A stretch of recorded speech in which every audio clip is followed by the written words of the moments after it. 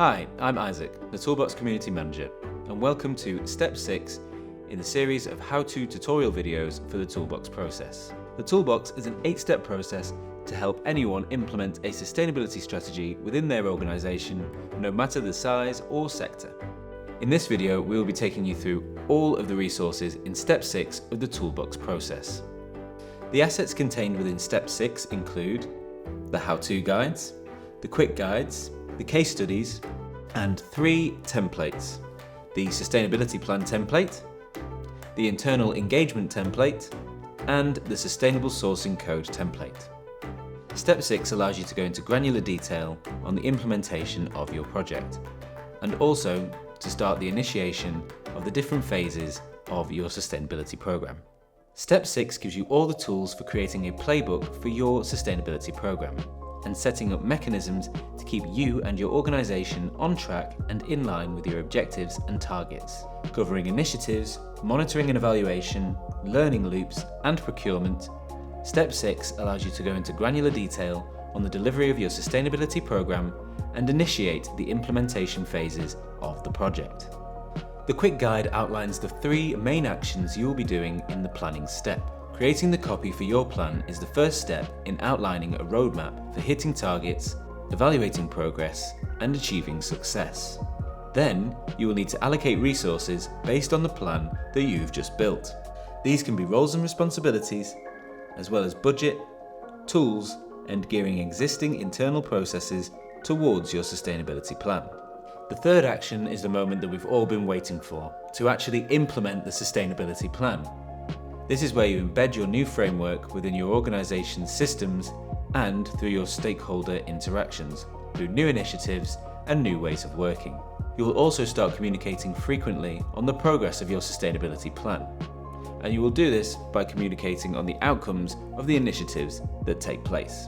This how-to guide goes deeper into these 3 steps, giving you examples of universal and organisation-specific plans, detail on the components that support successful planning and implementation, and an overview on how to embed a sustainability framework within your management systems and to communicate and coordinate procedures, roles, and responsibilities internally. There are also case studies available, which follow how other users implemented the step when they used the Toolbox methodology, giving you a like-for-like example of how to go through the process. The sustainability plan and internal communications plan templates together form a detailed playbook of how you will go about completing your mission and describes how your organisation will record material issue areas, describe your principles, goals, and objectives, assign resources to achieve your targets, define roles and responsibilities, assess progress against your goals, report and communicate, and continuously improve against your targets. This will help your internal team work more effectively across silos, but it will also help with stakeholders, investors, and auditors should they need to know more information about your sustainability plan and your sustainability plan's progress. So, without further ado, let's look in our toolbox and take a sneak peek at the sustainability plan template. In this title and introduction section, you will set the scene for your sustainability program. Using the information that you discovered in step 1 and 2, you can fill in this section. The document control section helps you keep track of all the documents that are pertinent to the sustainability plan and that you might need to reference for its realization. This should be continuously updated as your sustainability plan and program expands. The content section of your sustainability plan will outline all of the discoveries made around strategy, scope, standards, and planning that we have worked on already. If there are other policies or documentation that you would wish to include in this plan, remember this plan is not prescriptive. It's for you to tailor to your own organisation and to make it bespoke to your own needs. You can fill in the sections from vision and mission through to legal requirements using all of the discoveries made in steps 1 to 6. Refer back to the relevant documents you created and include a summary on each of the relevant headings. Under the operational and sectoral plans, you can include any specific or standalone chapters for specialist sectors of operation. There are some universal examples given in the Lists tab, and you can find a template for the Climate Action Plan on the Toolbox platform. Certain detailed or sector-specific plans may already exist in their own document. You might consider just hyperlinking them in here. The performance and evaluation sections allow you to outline how you will monitor and evaluate the progress of your sustainability program against goals, objectives, and targets. In this reporting and communications section, you will outline briefly how you will report progress, including industry standards such as ISO or GRI, and how you will engage stakeholders as the program develops. In this third-party review section, you will speak to the due diligence and external reviews you will take to give the program more credibility. This includes certifications. Lastly, you want to include your contact details so stakeholders can discuss the plan with you, and also any annexes that may give your sustainability plan more context and references mentioned in any of your plan's documents. And that is the sustainability plan template in step 6. You should now have a solid copy drafted up for reformatting and for tidying up to the requirements of your organisation, and you can then use this to reach out again to your stakeholders both internally and externally for comment and review.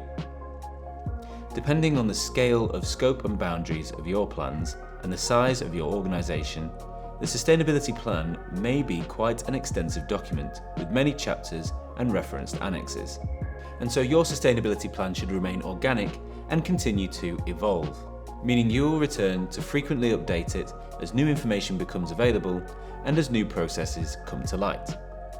We look forward to seeing what you will put in your sustainability plan. Next up is the internal engagement template, and this is to help organisations track their communications with staff around what is required to meet the objectives of their sustainability plan. It can also be used to track discussions and record how collective decisions are made around the implementation of the sustainability plan. This will help organisations to deliver their initiatives and projects efficiently with all staff on the same page. To put our organisation in the best position for achieving our goals, we need to engage our staff members. To do this, we must provide activities, seminars, or resources ensuring that you reflect their collective interest, skill sets, and values, collaborating with those who understand best where the real operational risks and opportunities lie within their daily roles. This template helps you to integrate sustainability within your organisation's cultural web.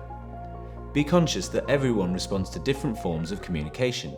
Engaged employees will understand the purpose of the programme and will already be better advocates for all of your stakeholders, both internally and externally, when talking about your sustainability plan. The first column in our template is to record your engagement method. You should take a diverse approach when thinking about how you will engage with your staff. You could include inductions, social sessions, posters or nudges, verbal updates, newsletters, intranet posts, formal sustainability professional development courses, the list goes on. Engage with your staff how you see best fit and record it in this column. The following 3 columns give you the space to discuss why you are making that engagement, the purpose, who will participate or interact with the engagement activity, how will the engagement activity be created, and when will it be delivered. Ensuring that your staff back your plan is critical to success. However, it's also important to have your suppliers on side too. And that brings us on to our next template, the Sustainable Sourcing Code. Sustainable sourcing is the integration of social, ethical, and environmental performance factors into the process of selecting potential suppliers. The Sustainable Sourcing Code acts as a set of compliance specifications for auditing existing suppliers, investigating activities to reveal if they comply with your sustainability program. It is a checklist that will help ensure that your plan and policy aren't compromised when creating and monitoring your goods and services supply chains. This template is to guide the sustainable sourcing code that you create. And remember, your sustainable sourcing code should be bespoke to your organisation. This template isn't prescriptive, so you can change the questions and adapt them in the best way that you see fit for your organisation. So, let's dig into the template. This template includes draft copy for your sustainable sourcing code. With all sections in the template please adapt and change the content where you see fit. The text here is to guide how you will build your sustainable sourcing code. Before we start asking our suppliers questions about their products, we need to give them an overview of what the sustainable sourcing code is and what it means to our organisation. In the first section, we are going to create a summary of the importance sustainability has in our organisation and make reference to our mission, vision and definition of sustainability in our sustainability policy. You may want to include a copy of your policy when approaching suppliers. Next, we will explain the importance of sustainable sourcing. Why is it that we want to work with our suppliers in order to change how our supply chain looks and to make it more sustainable? We have included an example here for you to edit. We have also included some objectives for the code to help you and the supplier. Next, we look at the responsibility the supplier has to meet these standards and ask fundamental questions around 7 R's of consumption. Each question has a tick box for the supplier to indicate whether they comply with your code. Next up, questions on sustainable sourcing requirements will interrogate the supplier on their compliance with specific standards you may be trying to adhere to. Here, we have separated the sections by sustainability standard, sector standards, labour and social standards, environmental standards, and economic and financial standards. At the end of our SSC, we have a couple of disclaimers outlining how the document should be used and to inform how the relationship between the supplier and your organisation should continue. Leadership from the supplier organisation should sign the Sustainable Sourcing Code to ensure that it is a truthful and accountable document. Once your suppliers have completed and returned the Sustainable Sourcing Code to you, you may want to synthesize the results in a spreadsheet. Using the tick boxes, you can score and compare which of your suppliers are compliant with your organisation's requirements and analyse which you may need to collaborate on initiatives with, share knowledge with, or change. So those were our tools for step 6 of the Toolbox process. You should now have a good idea and a good roadmap of how you can plan initiatives with all of your suppliers and stakeholders to achieve your sustainability plan.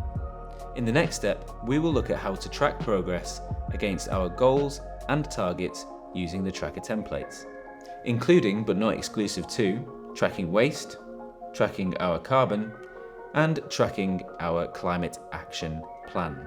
If you need any help with these supporting resources for step 6, you can send an email to info@sustainabilitytoolbox.com and we'll be happy to help you. So, all the best with your plan, and we look forward to hearing how it continues and progresses. Thank you for watching, and remember, this is your plan for your organisation, so make it work for you. We look forward to seeing what you put in yours. All the best. Bye for now.